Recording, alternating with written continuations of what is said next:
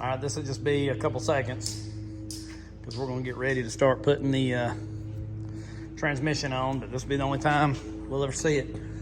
So this gear star is pretty nice. Like I said, it came with the, which I mean, it should be for the price, come with torque converter already on, and it's got the torque converter bolts.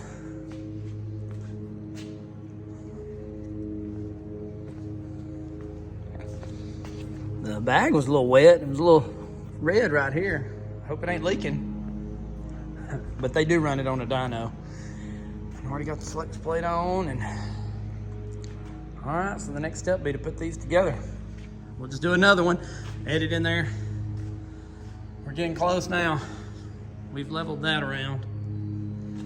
Now it's getting scary. We just hope the brake booster ain't gonna hit any of the coil packs. We're about to find out if it is. We're just gonna pull the brake booster off real fast. We ain't gonna worry about none of it. We can always fix that later. All right, we're getting close. Another update. You know, nothing comes easy. This Dirty Dingo thing right here, we had to take off and cut the back bolts on it because they were getting hung. And now look at the oil pan. So I guess we're gonna have to grind down the frame. This is a California frame on this one, so I don't know if that makes a difference or not. And then the brake booster's gotta come off. I already pulled that back coil plug off, but it's still, so it's gotta come off. So we just pulled the rod to take off the booster, and then we're gonna flip the motor up and grind there. So I don't know if that's something to, again, to a seamless frame like we have or what, but that ain't gonna work. Wish we knew. I mean, the oil pan right there ain't even, looks like it's for a bolt or something. We could cut it if we knew, until we're shooting out oil. Like Jed Klein. So I know this video is gonna look chopped up, but if you're putting a Blueprint LS in your 55, here's what we had to do. You see the hole?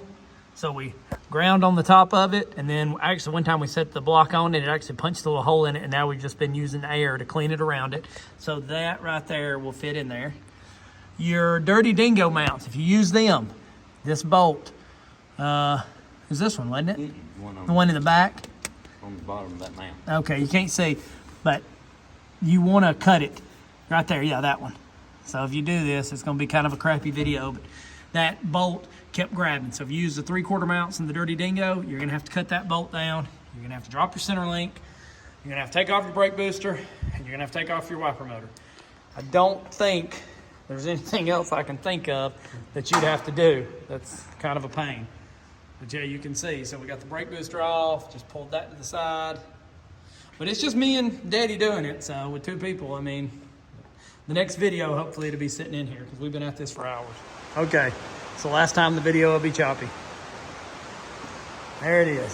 You can see what we had to do to the frame. So we'll have to clean that. I mean, it's smooth. We ground it down, but we'll have to paint it, clean it up a little bit. A lot of room there now.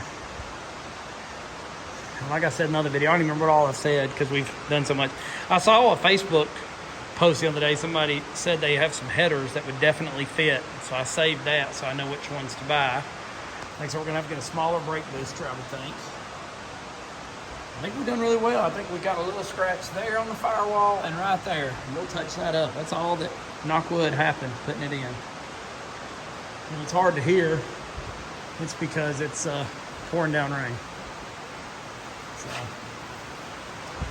But we've got to get the cross member aligned better, but it's underneath there holding the transmission up. There's nothing, it's the whole cross member and motor mounts holding the motor. There's no jack holding it up. Jack's under there, but it ain't doing nothing.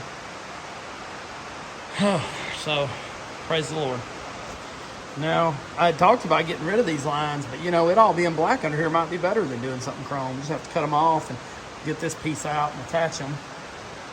And then now I got to figure out how to make this car run. I got to reattach the wiper motor. You can see I just had to cut the wire real quick. My daddy held it. But it's in.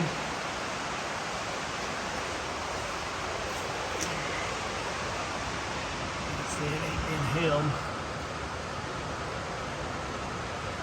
So it fits, no problem. And see, we used to have, you can see there's like rubber wrapped around the center link. We used to have that there because it kind of touched the 400. Well, now we can get rid of that. There's my good wires. All right, well.